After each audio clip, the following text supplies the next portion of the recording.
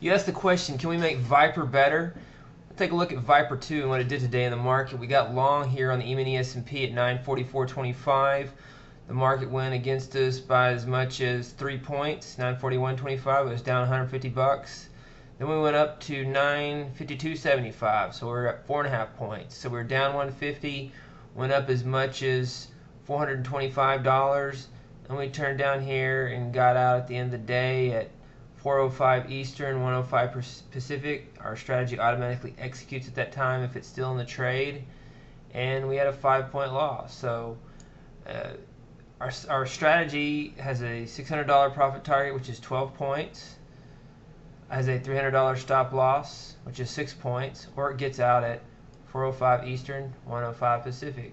And today we didn't hit our profit target or our stop loss. We got out at 1:05. Or 5 minutes after the cash close, with a $250 stop loss. And you say, well, couldn't we make this better? Couldn't we just move a stop up to break even? Let's take a look at our strategy and see what it looks like in its current form with this 2-to-1 risk-reward ratio, just letting it go as it is. Over the last 2 years, without any slippage and commission factored in, we see that there's $35,500 of profit. That's hypothetical performance, what it would have done in the past. This is our research that we're trading off of. $2,312 max drawdown intraday peak to valley. We have almost $75 average profit per trade. This is a very important number to look at. You want to get as much out of this as you can each trade to make up for any slippage in the market, any commissions that you're paying.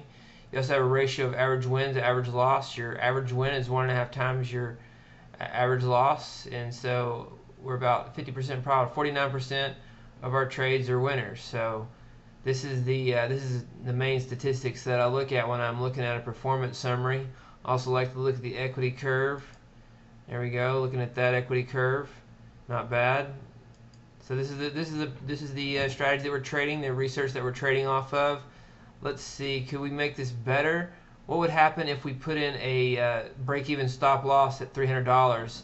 So once the system had $300 in profit, we move the stop loss up to break even, at least to break even, so we just have a scratch trade if it comes back down. Let's see what would happen. We'll turn on the break even stop loss. We close this out, look at it over the last 2 years, see what the results would be. It's 21,512, about $14,000 less profit. The drawdown's about the same, $25 more. And the average trade net profit goes down by $30 per trade, which is pretty significant. We really want to try to make this number greater than 50 before any slippage and commission is taken out. And our percent profitable is 35% profitable. We go from about half the trades being profitable to about a third of the trades being profitable. Our ratio of average winners to average losers is still the same, 1.57. The performance graph, still a decent looking equity curve. So as you can see, overall the strategy works better when we don't have a break-even stop loss, when we don't move it up too quickly. The markets are move around a lot. We have to give it a lot of room, and micromanaging the equity curve, micromanaging the trade sometimes is conventional wisdom. You hear, don't let a profitable trade turn into a loser.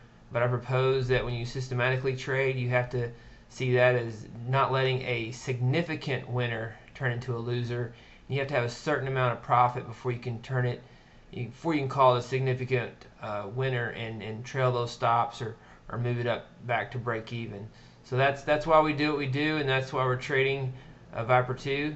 Let me know if you have any questions.